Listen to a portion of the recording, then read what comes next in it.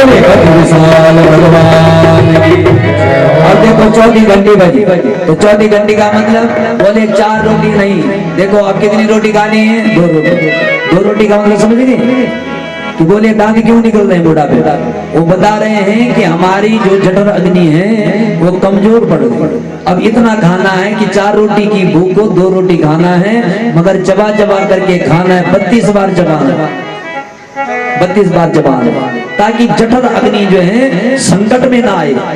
तो हमें कुछ उसको जो है पूरा जितना जठर अग्नि को कार्य करना है वो हमें मुंह के अंदर करके उसे देना है, ठीक है। अब उसने सोचा क्या करें भैया, बुढ़ापा आ गया, दांत निकल गए, डॉक्टर के पास गया, अब तो उसने पूरा सेट लगा दिया। अब सेट ऐसा लग गया कि बेचारी 4 रोटी की बजाय जो है अब 8 रोटी खा रही है। बोले भक्त वैष्णव भगवान। अब ये घंटी भी जो है सुनाई नहीं दी, 4 रोटी की जगह जो है अब 8 रोटी कर रही है। वाह। अब आइए देखिए कौन सी घंटी अब ये बज रही है। पहले हम चले थे 4 पांव से, 2 घुटने 2 हाथ, कितने 4, तब हम जो है 2 पांव से जब हम खड़े हैं इस समय, जब बुढ़ापा आएगा तो एक जो है हाँ आगे क्या होगी बेत, तो कितने हो गए 3। ये 5वीं घंटी अभी भी नहीं समझ पाए। अब जो है जब 6वीं घंटी बजेगी वो घंटी नहीं बजेगी, वो सीधे जो है घंटा ही बजेगा। बोले भक्त वत्सल भगवान की। एकदम धक्का लगा और जय श्री राम, अपना ही अपने पांव से अपने आप में जो है उलझ गया और एकदम जो है धक्का लगा और सिर लग करके श्री राम। इसलिए पिताजी ऋषभदेव जी महाराज ने बच्चों को ज्ञान दिया कि बेटा यही मानव चोला है। भगवान ने बड़ी कृपा की है महाराज। 84 लाख योनियों के भोगने के बाद मानुषम बिनान्यत्र तत्व ज्ञानम तु लभ्यते, केवल तत्व ज्ञान की प्राप्ति मनुष्य योनि में होगी। तो कैसे होगी, आइए उसमें एक सुंदर भजन है, आपने गाना मेरे साथ में। यदि 84 लाख से एक बार में ही मुक्त होना है तो ये भजन जरूर गाना है और भजन की एक एक कड़ी पर ध्यान देना है। पी लो जी हरि, पी लो जी हरि नाम का प्याला, 184 फट जाएगी। पी लो जी हरि नाम का प्याला, 184 फट जाएगी। पी लो जी हरि नाम का प्याला, 184 फट जाएगी। पी लो जी हरि नाम का प्याला, 184 फट जाएगी। मिले आँखों की बुरी है आदत, उधर उधर हो देखन की। मिले आँखों की बुरी है आदत, उधर उधर हो देखन की। इन आँखों से हरि दर्शन कर लो, इन आँखों से हरि दर्शन कर लो। 184 फट जाएगी।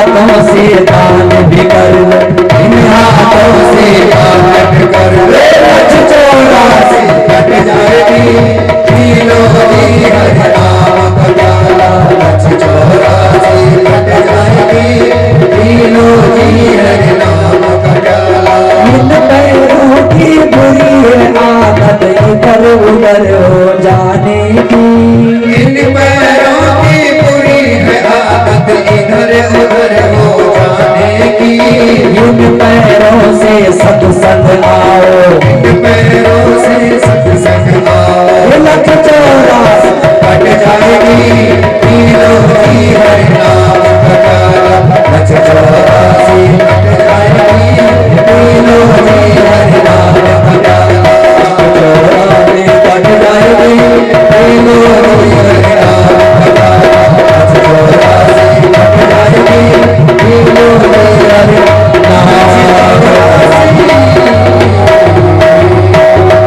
बोले बद्री विशाल भगवान की। तो सुन लिया आपने कि 5 कर्म इंद्रियां हैं और 5 ज्ञान इंद्रियां हैं। हमें क्या करना चाहिए बताए। तो आज ऋषभ देव जी के जो पुत्र भरत जी महाराज हुए, वो पिताजी के कहने पर विश्व रूप की पुत्री पंचजनी सिंह की शादी हुई और एक पुत्र जो है महाराज उत्पन्न किया, उनका नाम हुआ सुमति।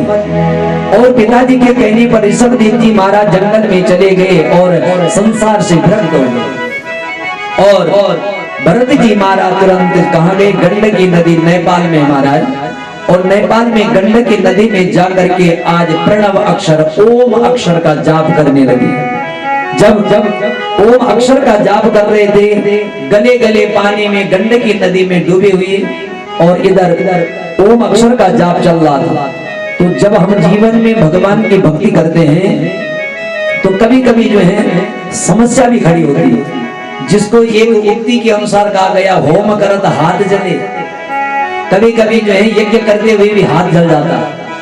तो ऐसे जो भक्ति का मार्ग बड़ा कठिन करने के लिए भक्ति, मगर भक्ति का जो मार्ग है वो नंगी तलवार के समान, नंगी तलवार पर चलना महाराज चलना है। तो ऐसा है भक्ति का मार्ग। तो जैसे वो तपस्या में लीन थे, दूसरी तरफ से जो है जंगल से एक हिरणी आई, और जब हिरणी आई तो वो प्यासी हिरणी थी महाराज। और जैसे प्यासी हिरणी आई जल पीने के लिए, उसके पेट में बच्चा था यानी कि गर्भवती थी। तो तत्र तदा राजन हरिणी पिपाशया, वो पानी पी रही थी। अब पानी पी रही थी तो शेर ने दहाड़ मार दी। अब शेर ने जब दहाड़ मार दी तो गर्भवती हिरणी एकदम कांप उठी, डर गई और भयाक्रांत होकर के उसने तुरंत गंडकी नदी में छलांग लगाई। जब छलांग लगाई तो एकदम गर्भवती हिरणी के पेट में झटका पड़ गया और हिरणी का जो बच्चा था वो एकदम स्खलित हो गया, माँ के पेट से जो है नदी में गिर गया।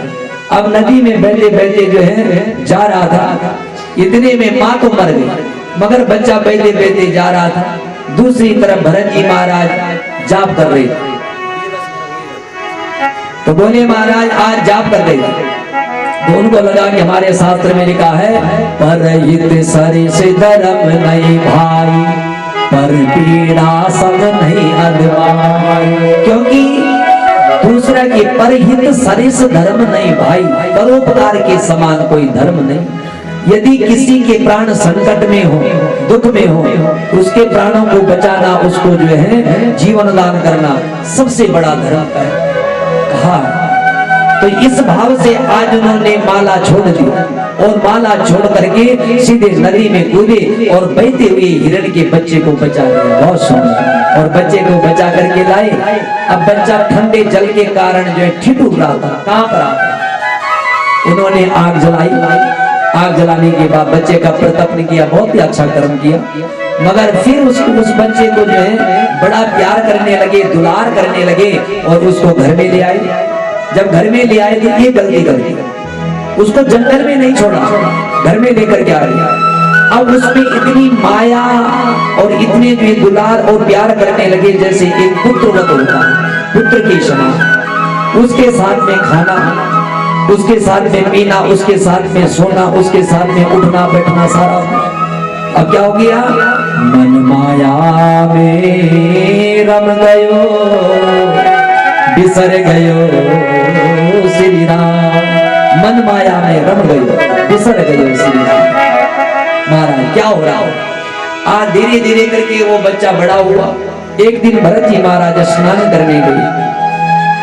इतने में उनके मकान की दूसरी तरफ से मृगों का झुंड जा रहा था। मृगों ने अपनी भाषा में कहा, क्योंकि खगी जाने खग की भाषा, पक्षी जानता पक्षी की भाषा, मूर्ख जानता मूर्ख की भाषा, विद्वान जानते विद्वान की भाषा।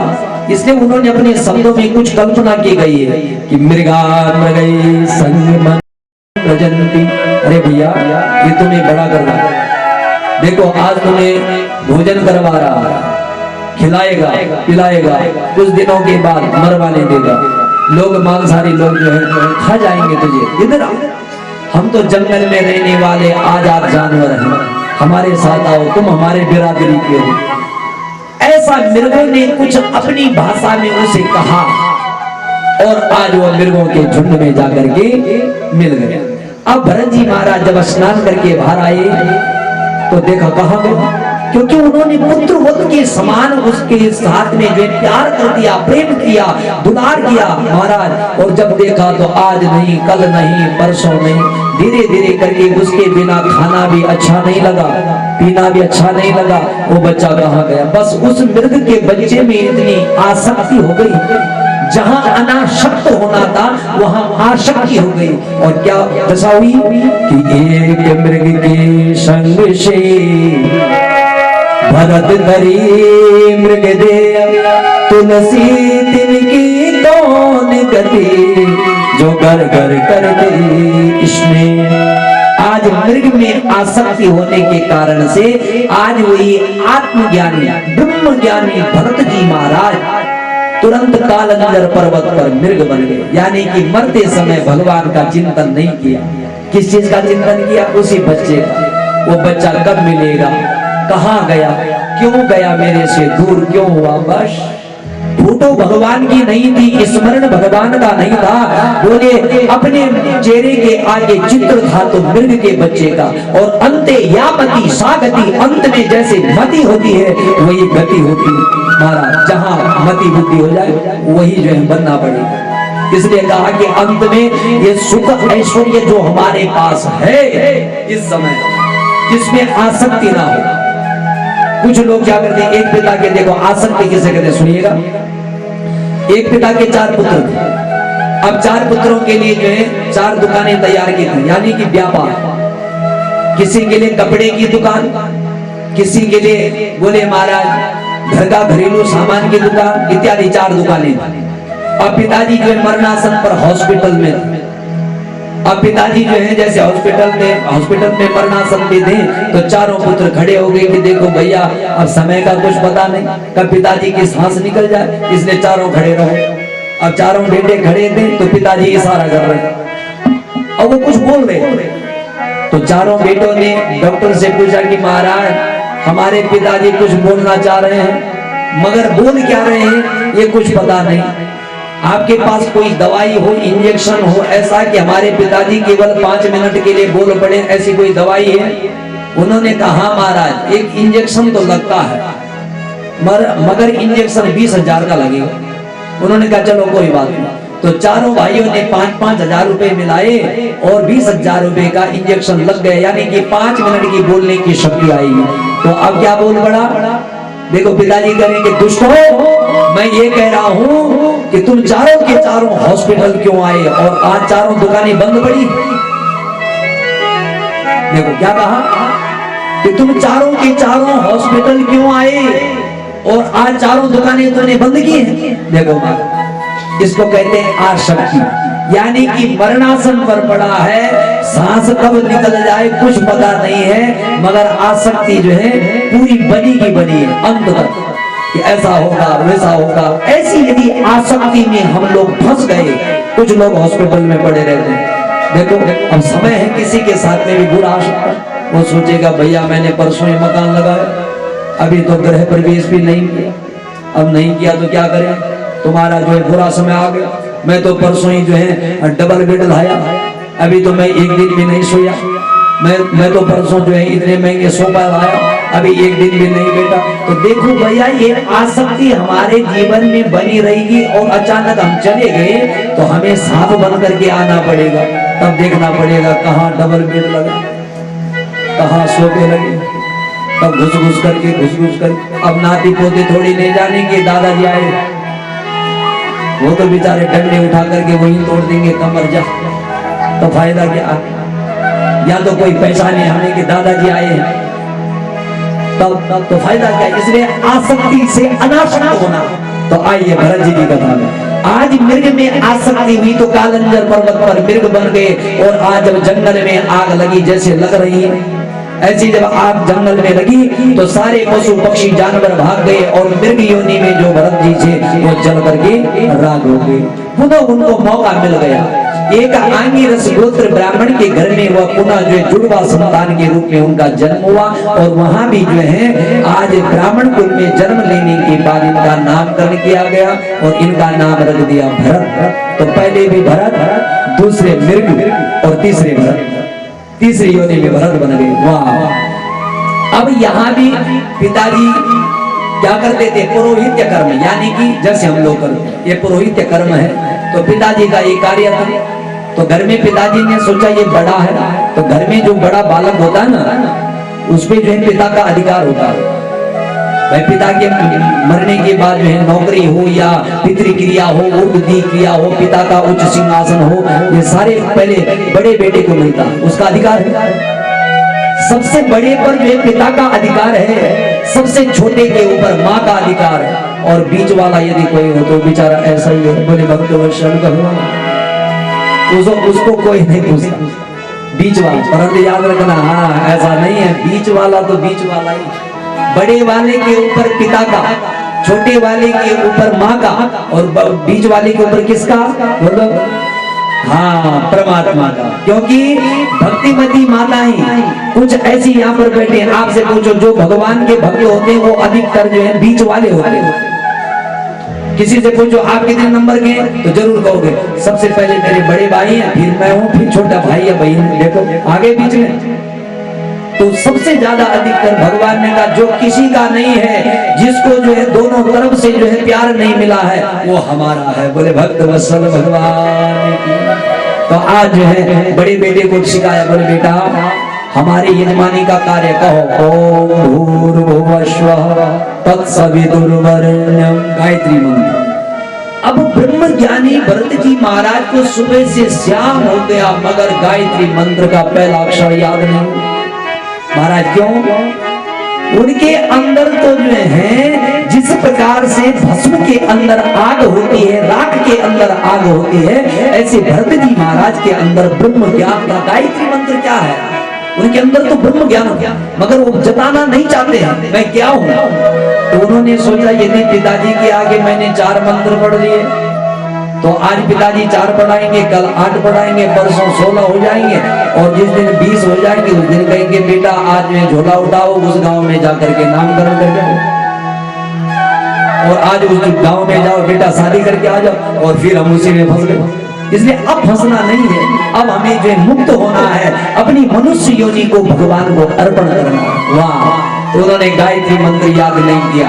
अब सारे भाइयों को लगा कि ये तो मूर्ख हो गया पैदा, पिता को और माता को लगा ये मूर्ख पैदा हो गया।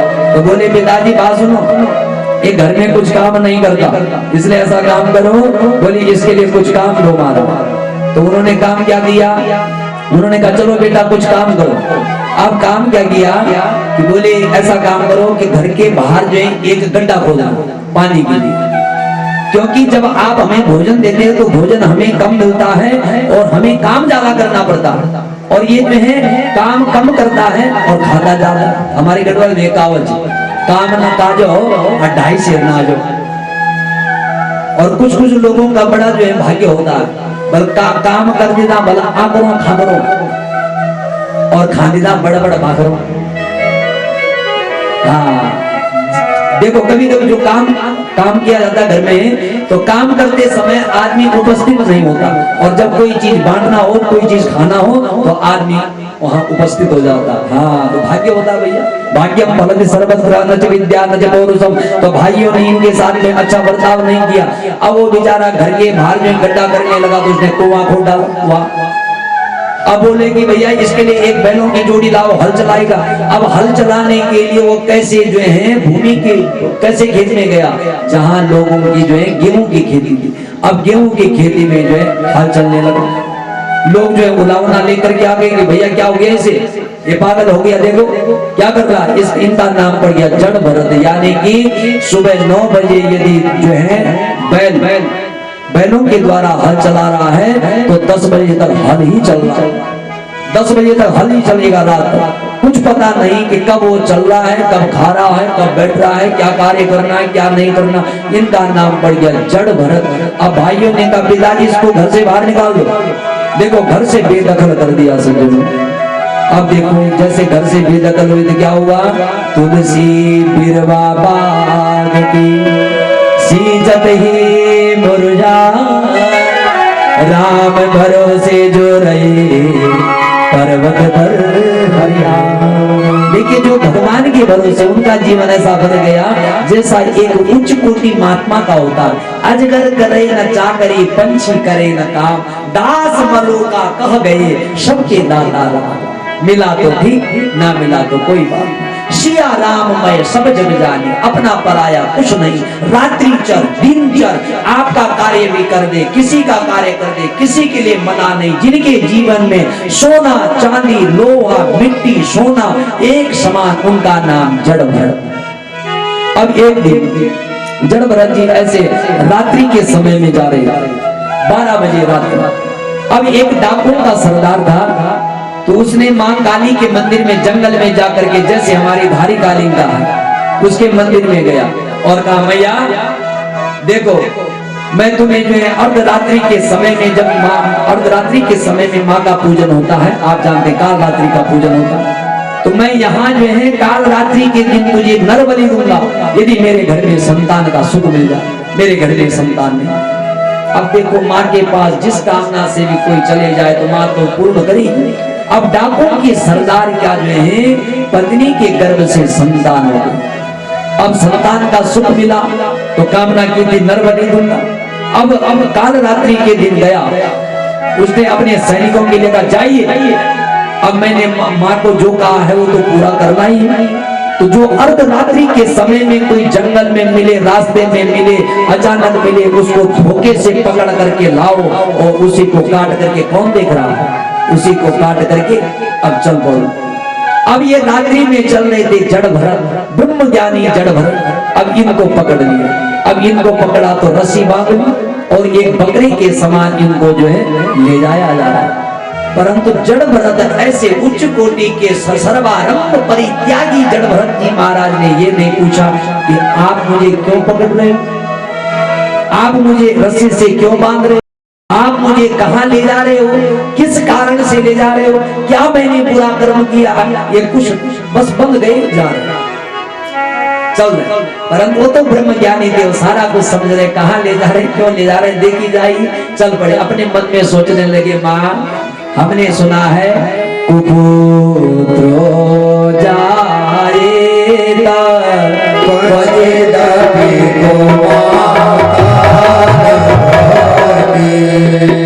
माँ से कुपुत्र पैदा हो सकता है। माँ यमराज को धर्मराज को जन्म दे सकती है, माँ से कुपुत्र सुपुत्र जन्म ले लेता है, परंतु माता कभी कुमाता नहीं। ये हमने सुना। चलो देखो, मगर जिस माँ ने आज हमारे लिए इतना त्याग किया, उस माँ के आगे यदि मेरा जीवन समर्पण हो जाए तो इससे बड़ा धर्म क्या हो सकता है। देखिए माँ लिखा है क्षुधा तृषार्ता जननी स्मरण। जब मैं भूखा था प्यासा था तो पिता जो है वो कार्य नहीं कर सकता जो माँ कर सकती, क्योंकि बच्चे को यदि घर में भूख लगी हो तो पिता क्या कर सकता है, पिता खिलौना दे सकता है, पिता कंधे पर खिला सकता है, बोले बच्चे को जो पलने में झुला सकता है, क्या बोले उसके मन को बहलाने के लिए बहुत प्रयत्न कर सकता, मगर मूल जो कारण से बच्चा रो रहा है वो नहीं कर सकता। बच्चे को भूख लगी, स्तनपान की आवश्यकता है, परंतु जब माँ जंगल से आती है घास लकड़ी लेकर के और बच्चे को गोद में रखती स्तनपान करवाया, उसकी मूल समस्या का निराकरण माँ ही करेगी। तब उसे खिलौने की आवश्यकता नहीं, उसे खेलने की आवश्यकता नहीं, उसे माँ ने स्तनपान करवा दिया। वो है माँ। इसलिए आज जैसे मंदिर में गए, जैसे तलवार मारने लगे, बलि दे रहे थे, वैसे एकदम महाराज उनका ब्रह्म तेज के कारण तलवार वहां न जा करके एकदम पाषाण की भद्रकाली की मूर्ति से टकरा गई, और जैसे टकरा गई ध्वम से शब्द हुआ, और 10 भुजा महाकाली वहीं से प्रकट हो गई। बोली भद्रकाली मैया जय। 10 भुजा महान काली प्रकट हो गई महाराज। उस पाषाण की मूर्ति फट गई, और वहां से आज उनके दिव्य तेज के कारण में साक्षात रूप में प्रकट हो गई। कैसे? आइए ध्यान करना। उस माँ के 3 स्वरूप है, उसका नाम काली भी है और भद्रकाली है। महाराज प्रातर्यस्या कुमारी कुसुम कलिकया जाप्यमाला जपन्ति मध्याह्ने प्रौढरूपा विकसति वदना चारुनेत्रा विशाला संध्यायां वृद्धरूपा गलित कुचुगा मुंडमाला वहन्ति सा देवी देवमाता देववनजननी सिद्धपीठमा श्रीधारिका। बोले धारिका लिंगा मैया। उसके 3 रूप हैं। सुबह के समय में जाओगे तो कुमारी का रूप है, प्रातर्यस्या कुमारी कुसुम कलिकया। जब दिन में जाओगे तो एक सौभाग्यवती स्त्री का रूप दिखाई देगा। जब संध्या काल के समय में उसी मूर्ति के आगे बैठोगे तो क्या दिखेगा? संध्यायाम वृद्ध रूपा, बूढ़ी स्त्री के रूप में उसका दर्शन होता। ऐसी माँ, वाह। इसका नाम क्या? काली। काल से जो अपने भक्तों का जो है कल्याण करती है, उसका नाम काली। और भद्रकाली का मतलब भद्रम मंगलम सुखम वा कलयति स्वीकरोति भक्तभ्यो दातुं सा भद्रकाली।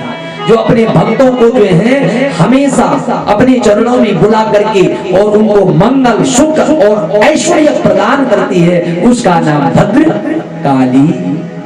और खप्पर लिया, एक तलवार ली, पहले उसी की गर्दन काट दी। जिस भाई साहब ने जो है, जिस डाकुओं के सरदार ने आदेश किया था, उसकी गर्दन काट करके जो पकड़ के लाए थे उनकी गर्दन काट दी, और सारे जो है मुन्नों की माला अपने गले में धारण कर दी, और जो रस्सी से बांधे हुए थे उनको मुक्त कर दिया। जा मुक्त कर दिया। वाह। अब यहां से देखो, जड़भरत जी महाराज की रक्षा हुई। एक दिन और हुआ, और एक दिन क्या हुआ? ऐसे दिन के 12 बजे चल रहे थे जड़भरत जी। अब एक राजा था, सिंधु सौवीर देश का राजा रहुगण। वो कपिल मुनि के आश्रम में ज्ञान प्राप्त करने जा रहा था। उसके अंदर एक श्रद्धा जाग उठी, जैसे आपके अंदर। आपने सोचा मुझे जानना। कुछ लोग ऐसे जो पहले दिन से कथा सुनते, और कुछ लोगों के दिमाग में चलता है, कुछ दिमाग में ये चलता है हम 4थे दिन जाएंगे, हम 5वें दिन जाएंगे, हम 6वें दिन जाएंगे। मगर भागवत की कथा आपको पता है, एक एक दिन की कथा जो है, ना जाने कौन सी कथा हमारे जीवन के लिए तारणहार बन जाए। इसलिए कहा पहले दिन से कथा सुनो, हो सके पहले दिन की कथा हमें तार दे, हमारे जीवन के लिए कोई ऐसी कथा हमारी समझ में आ जाए कि जो हमारे जीवन का उद्धार कर ले। इसलिए ये मत सोचो कि 4थे दिन, ये मत सोचो 3रे दिन, ये मत सोचो 6वें दिन, ये सोचो कि ना जाने कौन सी कथा हमारा उद्धार कर दे। भगवान की कथा पहले दिन से श्रवण करो, जिस दिन भी टाइम लगता है। बाकी वो आपकी इच्छा, आप 6वें दिन आओ, 5वें दिन आओ, मगर अपने दिमाग में ये मत रखो भगवान की सारी कथाएं आनंददायक है महाराज। तो सज्जनों, आज बोले एक दिन सिंधु सौवीर देश का राजा रहूंगा, उसके मन में श्रद्धा जाए। उसने कहा चलो मैं आज कपिल मुनि के आश्रम में जाना चाहता हूँ ज्ञान प्राप्त करने के लिए। अब तो बोले राजा को पालकी पर ले जाते थे, तो 4 गाड़ी ले जा रहे, तो एक गाड़ी बीमार पड़ गया। अब 3 बज गए, तो उन्होंने 3 गाड़ियों के लिए कहा भैया ऐसा काम करो कि एक गाड़ी कहीं से ढूंढ करके लाओ, मुझे तो जाना ही है।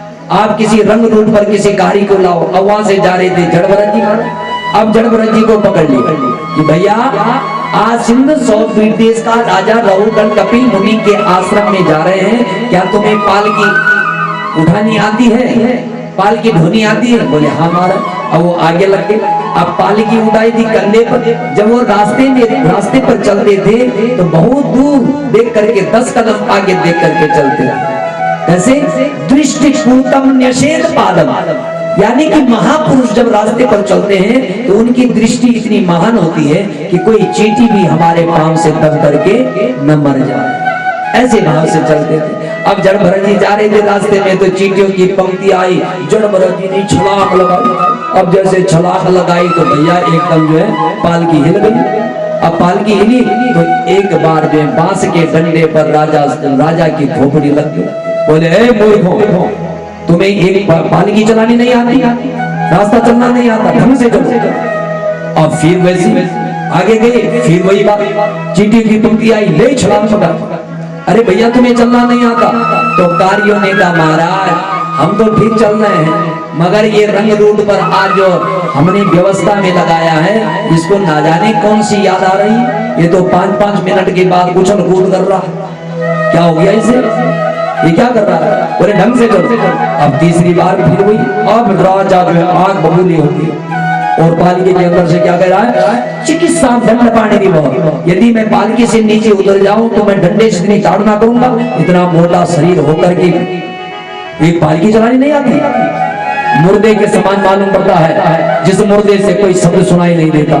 महाराज ब्राह्मण का इतना अपमान कर दिया, अब क्या बता, पालकी के अंदर से ब्राह्मण का इतना अपमान कर दिया, इतना अपमान कर दिया कि आज जड़ भरत जी महाराज कुछ नहीं बोले। उन्होंने कहा देखो मेरे जीवन के 20 बसंत पार हो गए और मैंने आज तक किसी को कभी कुछ नहीं, किसी ने मिट्टी डाली हो, गोबर डाला हो, अनावश्यक बोला हो, कुछ भी कहा हो, प्रशंसा की हो, मारने मेरे ऊपर तलवार चलाई हो, मैंने ना तो भले में ना बुरे में किसी के लिए कुछ नहीं कहा।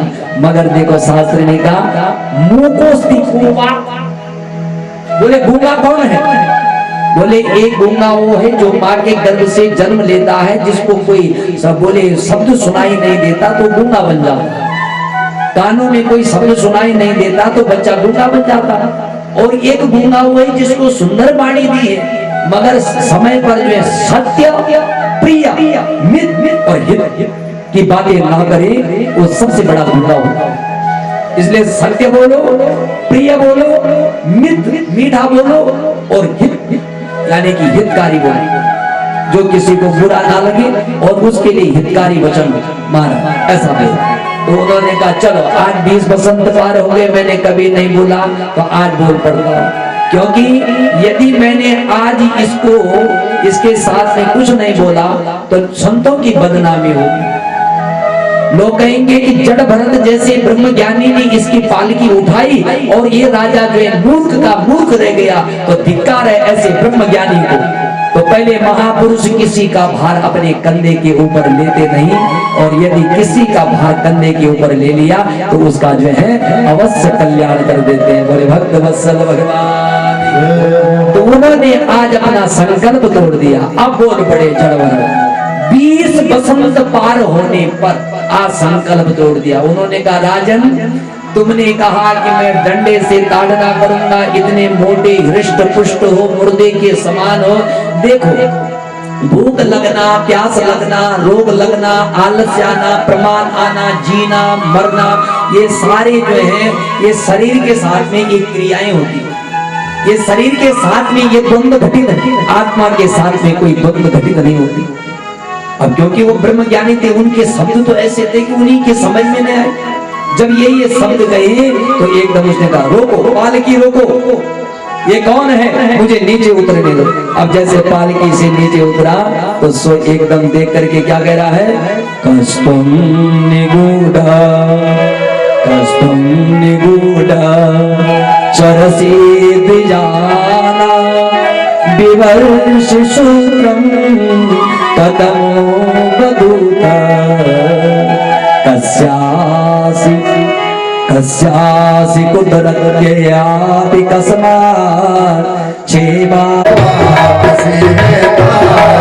ये अमर ग्रंथ है मुक्ति बंद पंचम वेद निराला है, तब ज्योति जलाने वाला है, तब ज्योति जलाने वाला है। हरि नाम यही, हरि नाम यही,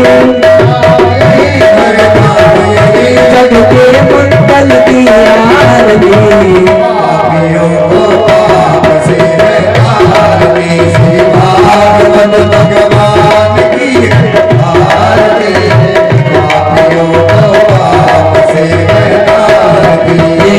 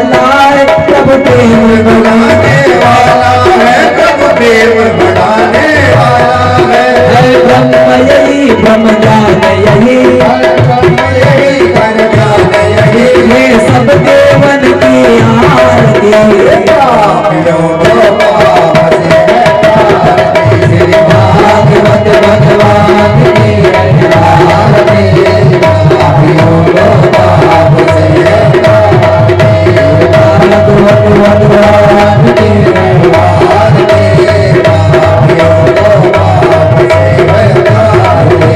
तुम्हें बनाना चबला तुम्हें बनो जिसका तुम्हें बने बने क्या तुम्हें पसंद बनो देखने राधा तेरी माला जबे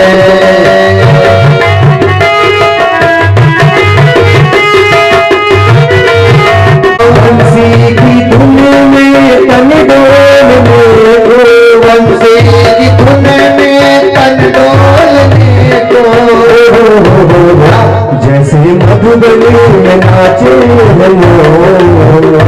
जैसे मधुबनी में नाचे राधा तेरी माला जबे कहाँ जाके छिपा जो राधा तेरी माला जबे। नारी परिवार द्वारा आयोजित दिव्य श्रीमद् भागवत महापुराण की अमृतमयी कथा का आज चतुर्थ दिवस और चतुर्थ दिवस की कथा में प्रवेश करने से पूर्व तन मन और वाणी को पवित्र करते भगवान के संकीर्तन से प्रारंभ करते हैं। आइए सुंदर सुंदर तालियों का साथ बड़ी श्रद्धा के साथ में गोविंद जय जय गोपाल जय जय गोविंद जय जय गोपाल जय जय राधा रमण हरे गोपाल जय जय राधा रमण हरे गोपाल जय जय गोविंद जय जय गोपाल जय जय गोविंद जय जय गोपाल जय जय राधा रमण हरे गोपाल जय जय राधा रमण हरे गोपाल जय जय।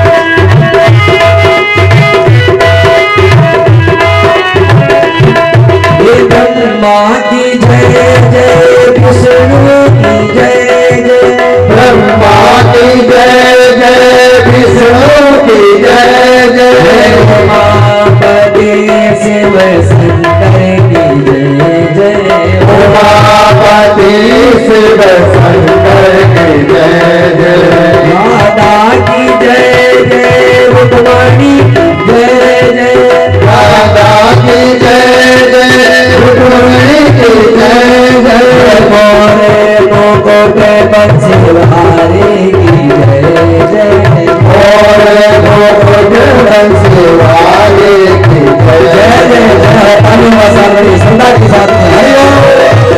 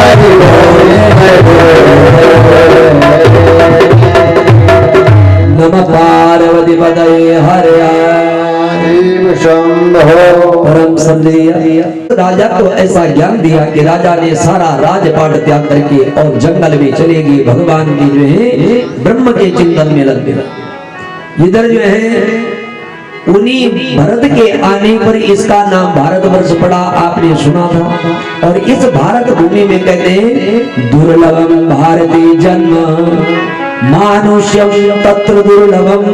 इस भारत भूमि में सबसे पहले तो मनुष्य चोला जो है ग्रहण करना बहुत बड़ा विषय है।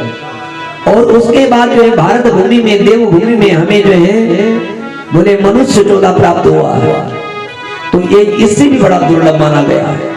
और उसके बाद दुर्लभ क्या है कि हमें भगवान की कथाओं का अवलोकन करने का, सुनने का सौभाग्य जो है बारंबार प्राप्त होता है। तो महाराज ये हमारा परम सौभाग्य है। इस भूमि के दक्षिण दिशा की तरफ 99,000 योजन की ऊंचाई पर 28 की नर्क बताए गए। तो आज सुखदेव जी महाराज ने राजा परीक्षित को 28 की नर्कों का बोले वर्णन किया। कौन कौन से नर्क है? वैसे 84 लाख नर्क है महाराज, परंतु 84 लाख नरकों में से विशेष नरक है तामिश्र, अंध तामिश्र, रौरव, महारौरव, कुंडीपाक, असिपत्रिवन, बैतरणी, पयोद, पर्णरोध इत्यादि। तो देखिए जो किसी को झूठी गवाही देता है, किसी की झूठी गवाही देने वाला, किसी को धोखा देने वाला तामिश्र नरक में डाल दिया जाता है। पराये धन को हड़पने की कोई चेष्टा करता है उसको अंधतामिश्र नरक में डाल दिया जाता है। जो किसी से घृणा द्वेष करता है उसको रौरव नामक नरक में डाल दिया जाता है। और जो कोई व्यक्ति अपने सुख के लिए जीव की हिंसा करता है उसको जो है कुंडीपाक नरक में डाल दिया जाता है। तो यानी कि सुखदेव जी महाराज ने राजा परीक्षित को 28 की नरकों का बेहद व्याख्यान श्रवण करवाया, सारा वृतांत श्रवण करवाया। जिसने ऐसे कर्म किए उसको इस नरक में जाना पड़ता। तो आज राजा परीक्षित के रोंगटे खड़े हो गए, महाराज मैंने भी एक ऋषि के गले में, गुरु के गले में मरा हुआ अजगर डाला, क्या मुझे भी नरकों का दर्शन करना होगा? तो देखिए उन्होंने एक सुंदर कथा सुना कि राजा परीक्षित जीवन में में हम कोई भी कर्म करते यानी कि लघु पाप, छोटा पाप, बड़ा पाप, समस्त पाप और अपराधों का प्रयासित होता है प्रभु का नाम। कैसे? केचित् केवलया भक्त्या वासुदेव परायणः। हर चीज का प्रयासित है प्रभु का नाम। तो उन्होंने एक सुंदर कथा सुना राजा परीक्षित। जब उन्होंने खगोल भूगोल का 28 की नरकों का वर्णन किया, उन्होंने कहा डरने की कोई बात नहीं है। बोले मैं एक कथा सुना रहा हूँ कि कान्य को विजय द्विजगसी दासी पति रजा मिलह नामना नष्ट सदाचारो नास्या संसर्ग दूषिता। बोले कान्यकुब्ज, कान्यकुब्ज कहते हैं संस्कृत में कन्नौज।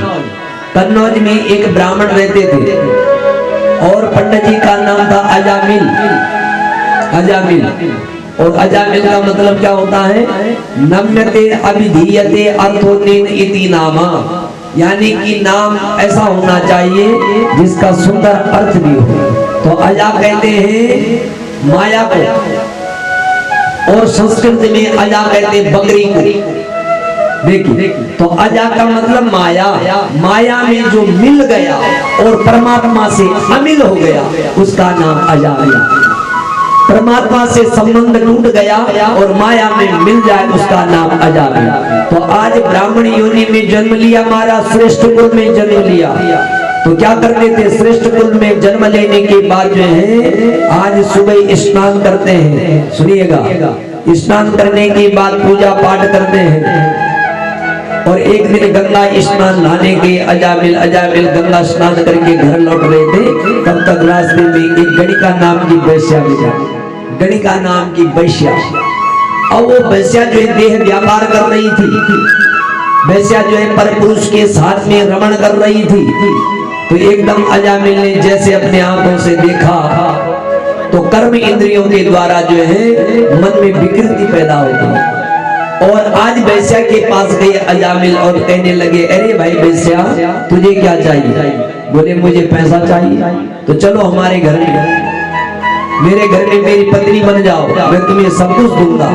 और आज वैश्या को क्या चाहिए? वैश्या को केवल धन ही चाहिए। वो तुरंत घर में आई और आज अजामिल की पत्नी बन गई गणिका नाम की वैश्या। और अजामिल जो है गणिका के समागम में जो है रत हो गए, यानी कि भगवान की माला का जाप छोड़ दिया, भगवान की पूजा छोड़ दी और आज गणिका नाम की वैश्या के संसर्ग में लिप्त हो गए। अब क्या हुआ? देखिए, जब जीवन में गलत संग मिलता है तो कहते संसर्ग गया दोष गुणा भवन्ति संगात शेषा प्रभवन्ति दोषा। संग का बड़ा असर होता महाराज। आज उस गणिका नाम की वैश्या के संग में आने से दूषित हो गए। अब क्या करते हैं? सुबह उठते हैं, सबसे पहले उन्हें भोजन चाहिए और भगवान को बहुत दूर छोड़ दिए। धीरे धीरे करके इसके साथ में समागम किया तो आज 9 पुत्र पैदा हो गए। 9 पुत्र हो गए और अपनी माता पिता को गाली गलौज देने लगे। माता पिता को घर से धक्का देकर के बाहर निकाल दिया अजामिल ने। देखो, ये संग का दोष है। क्या करे महाराज? आज माता पिता को गाली गलौज करने लगा। जब गणिका को माता पिता का सोना चांदी जेवर मुद्रा जितना था उतना सब कुछ लुटा दिया तो एक दिन जो है डाकुओं के सरदार बन गए अजामिल। अब जो है चोरी करने के लिए नाना प्रकार जो है नाना प्रकार की जगह जा करके और आज वहां से जो है चोरी करके ला करके और इसकी इच्छा पूरी करके अब 9 पुत्र हो चुके हैं, 10वां पुत्र होने वाला था। गणिका गर्भवती थी। अब गर्भवती थी तो एक दिन ऐसे उस नगरी में अयोध्या से श्री धाम वृंदावन जा रहे थे कुछ संतों की मंडली वृंदावन। तो कहते हैं रमता जोगी बहता पानी, इनकी महिमा वेद न जानी, जहां पर रात्रि हो जाए वहीं पर विश्राम। अब अयोध्या से वृंदावन जा रहे तो उन्होंने एक आदमी को पूछा उस गांव में कि भाई यहाँ कोई ब्राह्मण रहते क्या? बोले हाँ महाराज, इस गांव में केवल एक ही ब्राह्मण है अजामिल। तो बोले क्या करना है? बोले भैया हमें ठाकुर जी को जो है भोग लगाना है और अपने आप जो अपने हाथों से पका करके कुछ लेना है, भोजन करना है। तो यदि ब्राह्मण का घर हो जाए तो अपने आप पकाने की भी आवश्यकता नहीं, ब्राह्मण के घर में ही हम जो है भोजन करेंगे। अब देखिए उस आदमी ने क्या उपहास किया। उसने कहा हम ऐसा घर बताएंगे दोबारा जो है भोजन करने की इच्छा भी खत्म हो जाए। उन्होंने कहा खत्म हो जाए? कैसे? उन्होंने कहा दिखाओ। बोले जाइए, सामने अजामिल का घर है। अब उसमें एक महंत जी और उनके 15-20 शिष्य हैं। वो तुरंत गए गणिका के पास। अब डाकू जो तो अजामिल तो घर से बाहर, मगर जैसे गणिका ने संतों को आते हुए देखा वो खड़ी हुई और क्या कर दिए? गतस्व संगमं विप्राधन्यावै साधु संगति। सुंदर है वो समय जिनके गृह पावन भये संत पधारे आए। उनके घर जो है पावन हो जाता है, पवित्र हो जाता है, तीर्थ बन जाता है। जिस घर में विद्वान के चरण पड़ जाए, जिस घर में संत के चरण पड़ जाए। आइए भाई, गणिका ने बड़ा सुंदर सत्कार किया, मिलाया। अब कहती है देखिए संतों ने कहा बेटी जलपान करवाओ। उसने हाथ जोड़ दिया। उसने कहा महाराज मैं इसके लिए क्षमा चाहती हूँ। मैं अपने घर से आपको ना तो भोजन करा सकती और ना ही जलपान करा सकती। बोले क्यों बेटी? बोले देखो हमारे माता पिता ने संस्कार दिया है कि कभी भी संत और ब्राह्मणों के आगे बेटा कभी झूठ मत कहना। मेरे इतने श्रेष्ठ कर्म नहीं है, मैं गणिका नाम की वैश्या हूँ, मैं आपको भोजन और जलपान नहीं करा सकता। वाह कितना सुंदर। आपके घर में भी कभी कोई ब्राह्मण संत आए और यदि आप कोई अपवित्र अवस्था में है तो बिल्कुल स्पष्ट और स्पष्टता जरूर होनी चाहिए। देखिए देने वाले को दोष लगता है, लेने वाले को दोष नहीं। यदि आप अपवित्र अवस्था में किसी को अन्न देते हो, जल देते हो संत ब्राह्मण को, तो लेने वाला प्रभु के नाम से ले लेगा, मगर देने वाले को अपराधी माना जाता है, देने वाला पापी हो जाता है। इसलिए उसको पाप का दंड अवश्य भोगना पड़ता है। उन्हें सीधे कह दिया मैं नहीं दे सकती। तो संतों ने कहा ठीक है जय सीताराम। अब जैसे उठी जाने लगी उसको बड़ा बुरा लगा कि पहली बार संत हमारे घर में आए और आज ये खाली जा रहे। बोले रुको महाराज, यदि मैं आपके लिए भोजन नहीं बना सकती, पानी नहीं दे सकती, तो मेरे घर से सूखी सामग्री तो आप ले सकते हैं। सूखी सामग्री में कोई दोष नहीं है। हाँ हाँ, तो बोले चलो ठीक है दीदी दो। उन्होंने सुखी सामग्री दी गणिका ने, संतों ने सुंदर जो है उन्हीं के घर के किनारे बैठ करके भोजन बना।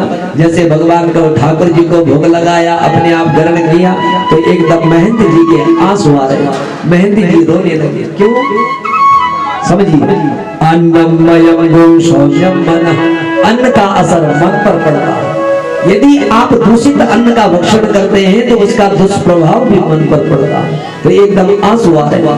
अब शिष्यों ने पूछा गुरुदेव आप रो क्यों रहे हो, क्या हो गया? बोले बेटा आप क्या बताएं, चलो पहले गणिका से मिलते हैं, अब तुम्हें मैं क्या बताऊं। अच्छा बेटी बाहर आओ। बोले हाँ महाराज जी। बोले बेटी आपने सत्कार रूप से आदर रूप से हमें भोजन करवाया, हम जो है प्रसन्न हैं, मगर बेटी जब भी किसी के घर में भोजन किया जाता है तो भोजन के बाद दक्षिणा दी जाती है। यानी कि कर्मकांड में लिखा है कि आप अपने घर से किसी को कोई दान देते हैं तो दान में दक्षिणा जरूर देना। यदि दान में दक्षिणा नहीं दोगे तो वो दान व्यर्थ हो जाता है। चाहे आप घर में आटा चावल किसी संत महात्मा भिखारी को भिक्षु को किसी को भी देते हो, उसमें अपनी श्रद्धा अनुसार कुछ न कुछ दक्षिणा रख करके देना चाहिए ताकि वो दान सार्थक हो जाए, नहीं तो निरर्थक हो जाए। तो बेटी अभी भोजन दक्षिणा। बोले मैं कहां से दूं भोजन दक्षिणा, मेरे पास कुछ नहीं। अच्छा बोले पतिदेव आएंगे तो देंगे, तो कब आएंगे? बोले भैया उनका तो कोई समय का पता ही नहीं कब आएंगे, हो सके रात्रि में 12 बजे आए। बोले चलो ठीक है हम जो है मिल करके जाएंगे।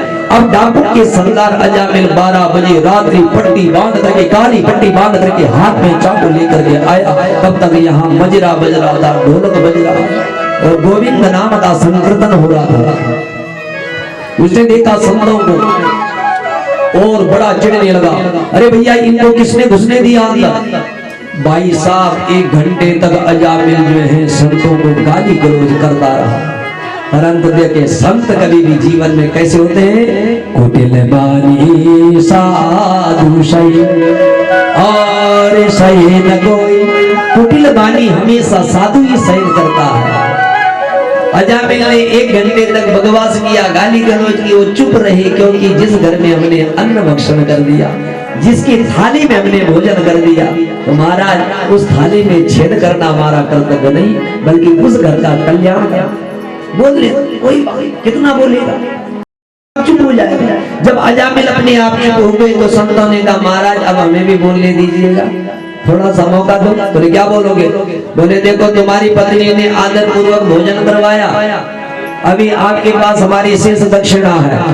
बोले अच्छा भूतों से गोद लेना चाहते हो? तुम्हें पता नहीं अजामिल डाकुओं का सरदार है, किस चीज की दक्षिणा लोगे मुझसे? किस चीज की दक्षिणा? बोले भैया नोट की दक्षिणा।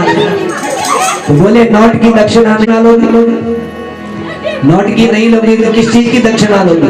तो बोले दक्षिणा लेंगे जो आपके घर में 10वां पुत्र है, बस आप केवल जो है उसका नाम नारायण रखिए, यही हमारे लिए दक्षिणा है। बोले भक्त वत्सल भगवान की, जो 10वां पुत्र होगा उसका नाम तुम नारायण रख देगा। अब संत लोग चले गए। जब संत लोग वृंदावन में गए तो 10वां पुत्र हुआ। जब 10वां पुत्र हुआ उसका नाम नारायण रख दिया। नारायण देखे संतों ने नारायण लगी, उसके प्राण हरने लगी। तो 100 बिच्छुओं के काटने पर जो वेदना हो रही थी वो अजामिल को वेदना हो रही, जो 100 बिच्छुओं के काटने पर जो वेदना होती है वही अजामिल को हो रही। तो अजामिल जो है दुखित पुकार, आर्त पुकार, सामने वही बच्चा खेल रहा था जिस संतों ने जिसको नाम दिया था नारायण, और एकदम आवाज दी, क्या कहा? नारायण, ए बेटा नारायण मेरी रक्षा कर। यानी कि आर्त पुकार, रोते हुए ये पुकार, और यही शब्द भगवान नारायण के कानों तक पहुंच गया। अरे मृत्यु लोक में कोई भक्त मुझे पुकार रहा है, उसके ऊपर भारी संकट आया और हमारा कर्तव्य है हरि स्मृति विपद विमोचन। भगवान की स्मृति, भगवान का नाम बड़ी सी बड़ी विपत्ति का भी है, बड़ी से बड़ी विपत्ति को मुक्त कर देगा। जैसे जाओ अब जय विजय जी जो है भगवान की स्वरूप जय विजय शंख चक्र गदा पद्मधारी और स्वरूप भगवान के स्वरूप बन करके वहां पहुंच गए। अब जब पहुंचे तो वहां कैसे थे, यमराज के दूत, भयंकर दूत। अब दोनों की जो है लड़ाई होने लगी। उन्होंने कहा भैया तुम क्यों आए, इसने ये तो दुष्ट आत्मा है, इसने कभी प्रभु का नाम नहीं लिया। अब जय विजय कहने लगे देखो भैया इसने प्रभु का नाम लिया। बोले कब लिया, बोले देखो धर्म और अधर्म की बात है, हमारे स्वामी जी ने हमें भेजा और आपके यमराज जी ने आपको भेजा। अब यहाँ पर केवल लड़ाई है कि इसको जाना कहाँ। सीधी बात यह है कि देखो धर्म कहते हैं शास्त्र नीति के अनुकूल, शास्त्र सम्मत चलना और शास्त्र के मुताबिक चलना धर्म कहलाता है, और शास्त्र से ठीक विपरीत विरुद्ध कार्य करना अधर्म कहलाता है।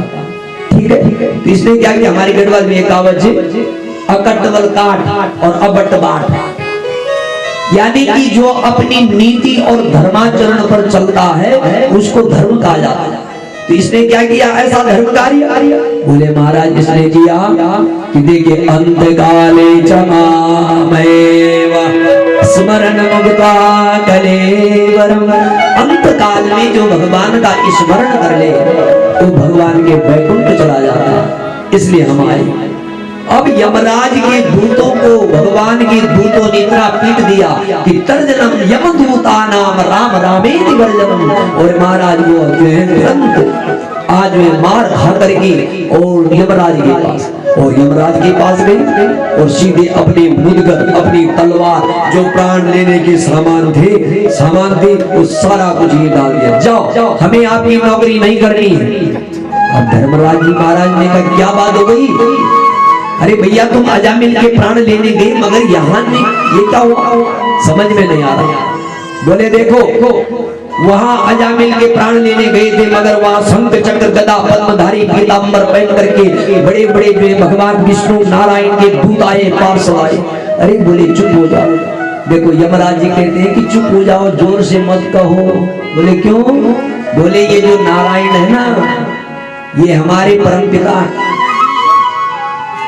मैं तुम्हारा मालिक हूँ और हमारे भी मालिक हैं, हम 12 लोग हैं जो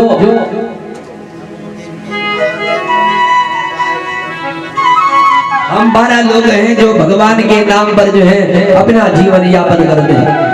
अच्छा ये भी तुम्हारे पति हैं, ये भी तुम्हारे मालिक हैं, तो बता दो भैया आज के बाद यदि आपकी नौकरी करनी है तो आप स्पष्ट बता दो किसको लाना है किसको नहीं लाना।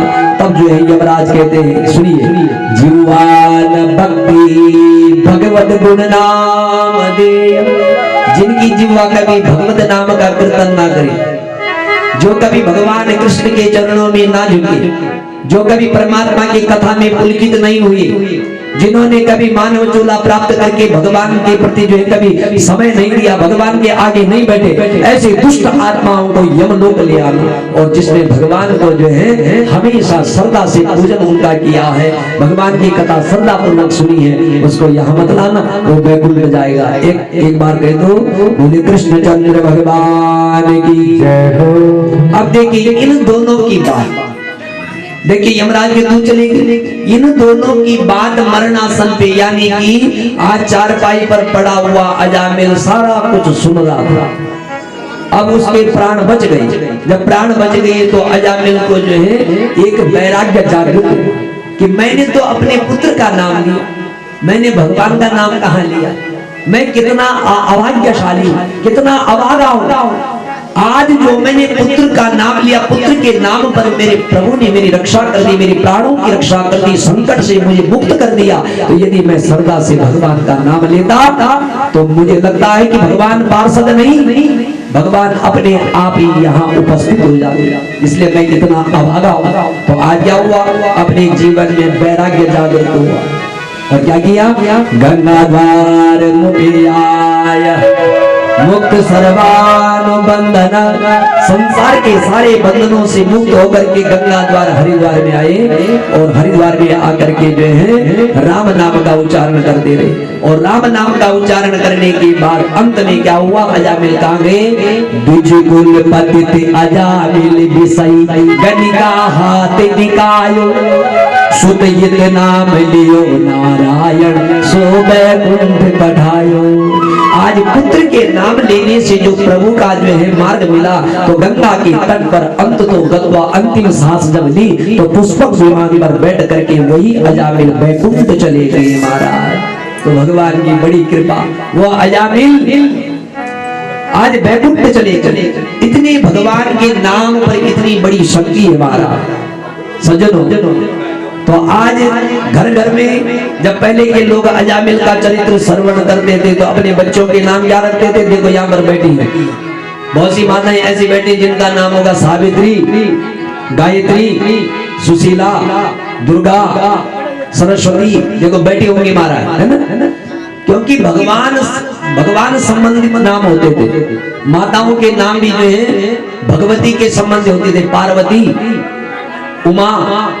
और आज जो है लोग पढ़े लिखे देखिए तो लड़कियों के नाम, पोतियों के नाम कैसे रखते हैं जिनका कोई अर्थ ही नहीं है। देखो चिंकी, पिंकी, रिंकी, टिंकी, अब इसका कोई अर्थ होता नहीं। इसे सुंदर नाम रखो, दुर्गा का नाम रखो। आप यदि पोती का नाम रख रहे हो और बेटी का नाम रख रहे हो तो ऐसा नाम रखो। आप पढ़िए गायत्री सहस्त्र नामावली, आप पढ़िए दुर्गा सहस्त्र नामावली। आहा कितने सुंदर सुंदर नाम है, वहां से रखिए। ठीक है। आज हमारे भाई साहब पीछे बैठे, इनका नाम था, देखो भगवान संबंधी नाम होते थे पहले के माता पिता रखते थे। क्या रखते थे, उपेंद्र, सुरेश, दिनेश, रमेश इत्यादि भगवान संबंधित नाम। और आज हम लोग पढ़े लिखे तो हैं मगर नाम क्या रखेंगे, चिंटू, मिंटू, घिंटू, जो कुत्तों के नाम होते हैं। बोले भक्त वत्सल भगवान की, ये नाम जो है कुत्तों के ऊपर अच्छे लगते हैं, चिंटू, मिंटू, घिंटू। देखिए मगर ये जो है पुरुषों के नाम नहीं होने जाए, क्योंकि देखिए हम जो है ग्रस्त में रहने वाले लोग हैं, इसलिए हम यदि प्रभु की नाम की माला का जाप नहीं कर पाते हैं, भगवान का नाम नहीं ले पाते हैं, पुत्र का नाम ले लिया, पुत्र को याद कर दिया, पुत्री को याद कर दी, तो महाराज उतनी बार जितनी बार अपनी पुत्री का नाम लेंगे, जितनी बार अपने पुत्र का नाम लेंगे, उतनी बार प्रभु की माला का जाप हो जाता है। भगवान कहता याद कर दिया, कैसे भी किया मगर किया। इसलिए तुलसी मेरे राम को रीझ भजो या खींच,